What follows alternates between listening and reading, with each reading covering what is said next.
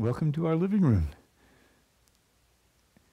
When I was in 5th grade, the teacher announced, I remember her well, that whoever memorized the Gettysburg Address in the class first would be able to play Abraham Lincoln in the school play. I'd never been in a school play before, but I went home that night and I memorized the Gettysburg Address. And the next day, or whenever it was, I think it was the very next day, the teacher asked, "Has anyone memorized the Gettysburg Address?" And I raised my hand, and so I played Abraham Lincoln. Now that day when I memorized the Gettysburg Address, something imprinted in my consciousness, which has been part of my work ever since, and it's the word consecration.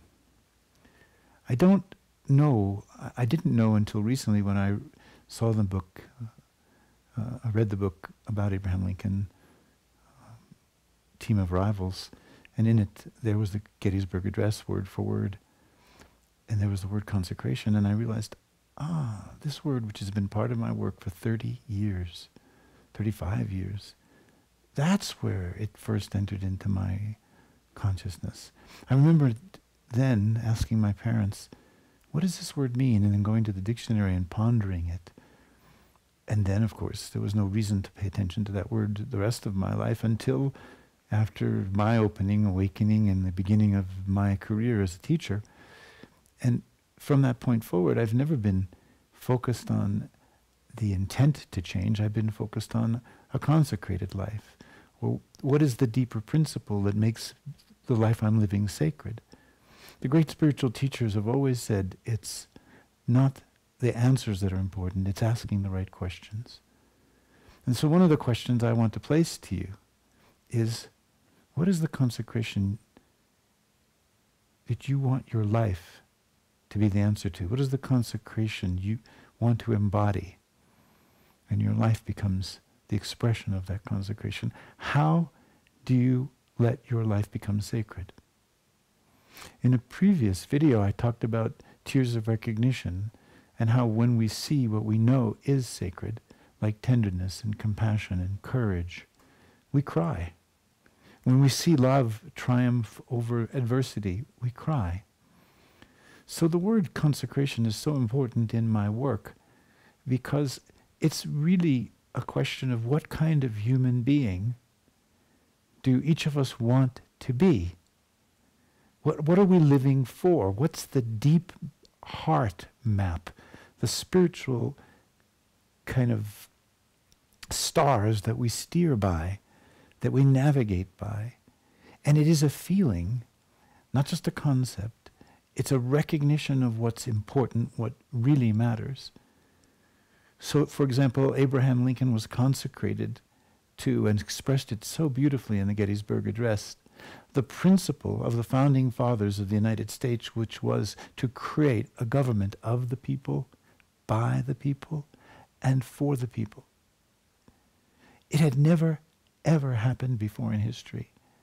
The creation of that principle for self-governing was what 600,000 men died for in the Civil War, in the American Civil War. And the president had to explain that this war was essential because that principle was going to affect not only the future of the peoples of the United States, but the future of all human beings on planet Earth. The concept of government by the people, for the people, of the people, was going to spread. It was going to replace monarchy. It was going to replace dictatorship. It is replacing every other form of government because it is the kind of principle that we want to live by. It's the value that all human beings ultimately want to have, that we have the freedom to choose the values that we'll live by, the rules and the laws by which we'll live.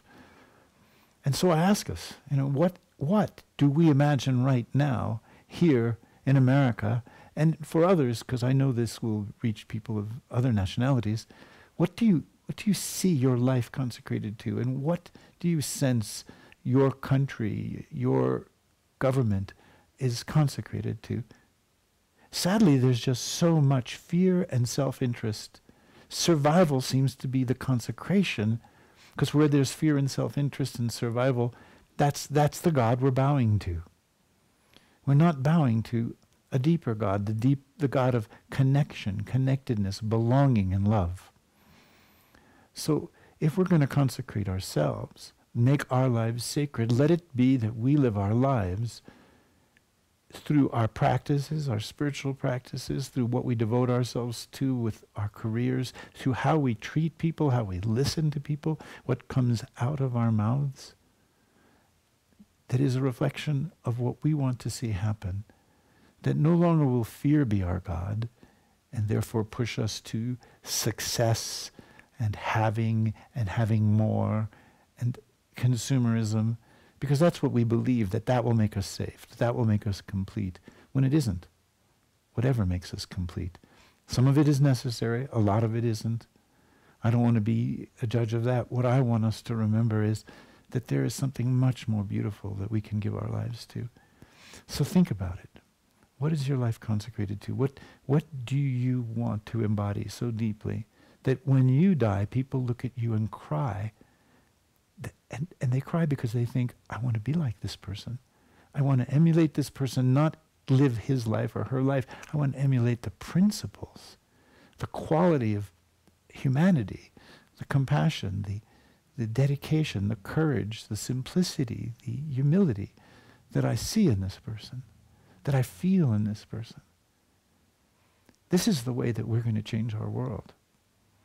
This is the way we're going to listen and look to see who we want to elect. So, consecration. To set aside and to live in such a way that our lives become sacred. Our choices are based on the basis of whether they really recognize what we know to be sacred. And you know it. We all do deeply know it. Once we get past fear, it's time that fear is no longer the God, our God. We honor it. It's taught us survival.